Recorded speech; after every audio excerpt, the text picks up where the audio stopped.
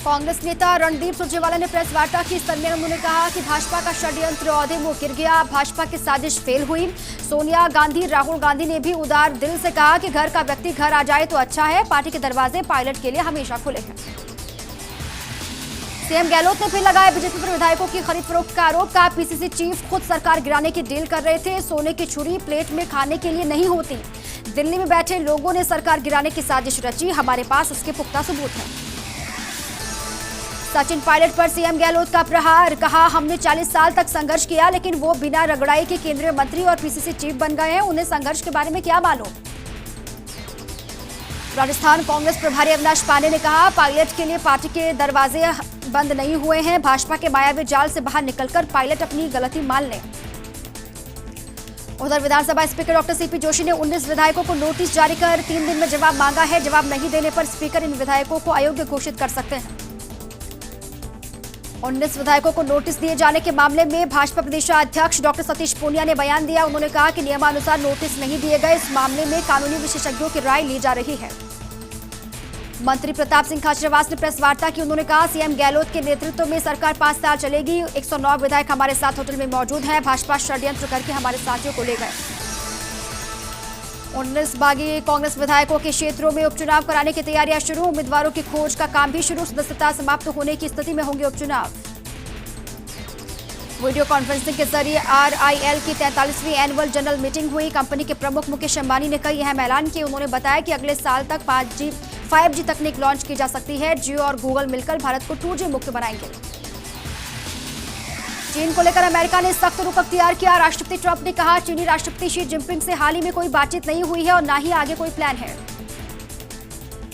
America के दबाव में ब्रिटेन ने चीन को बड़ा झटका दिया। ब्रिटेन ने अपने 5G नेटवर्क से चीनी टेलीकॉम हुआवे को हटाने का आदेश दिया है। जानकारी के मुताबिक ब्रिटेन के 5G नेटवर्क से चीन की हुआवे को 2027 के अंत तक पूरी तरह हटा दिया जाएगा।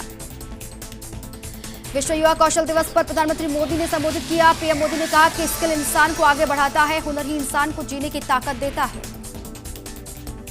चीन के साथ सीमा विवाद के बीच रक्षा मंत्री राजनाथ सिंह 17 और 18 जुलाई को लद्दाख और जम्मू कश्मीर के दौरे पर रहेंगे। उनके साथ सेना प्रमुख जनरल MM नरवणे भी होंगे। राजनाथ सिंह और नरवणे 17 जुलाई को लद्दाख और 18 जुलाई को श्रीनगर जाएंगे। भारत और चीन के बीच जारी है सीमा विवाद। फिंगर एरिया से पूरी तरह नहीं हटना चाहता है चीन, टकराव वाले इलाकों से वापस जाने के लिए सहमत। यूएन की 75वीं वर्षगांठ पर पीएम मोदी संबोधित करेंगे। यूएन में 17 जुलाई को पीएम मोदी का संबोधन होगा। वीडियो कॉन्फ्रेंसिंग के जरिए पीएम मोदी संबोधित करेंगे।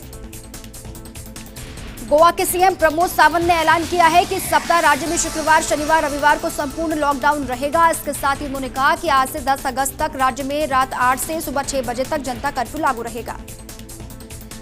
देश में कोरोना के मामले 9,70,000 के पार, वहीं अब तक 24,000 से ज्यादा लोगों की हो चुकी है मौत। पश्चिम बंगाल में बीजेपी के एक विधायक का शव उनके घर के पास एक बाजार में फंदे से लटका हुआ मिला। इस मामले में भाजपा ने इसे राजनीतिक हत्या बताया। मामला ममता बनर्जी सरकार को बर्खास्त करने की मांग के साथ राष्ट्रपति रामनाथ कोविंद से मुलाकात की।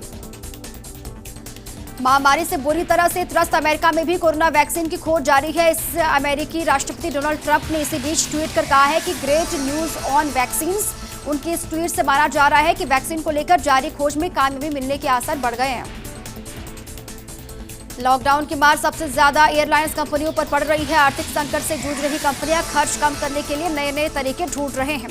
अब एयर इंडिया ने कर्मचारियों की संख्या कम करने का प्लान बनाया। इस प्लान के तहत कर्मचारी बिना वेतन के लंबी छुट्टी पर जा सकते हैं। उत्तर प्रदेश में पिछले करीब 3 साल के दरमियान पुलिस मुठभेड़ में 122 अपराधी मारे गए हैं, जबकि 13 पुलिसकर्मी शहीद हुए।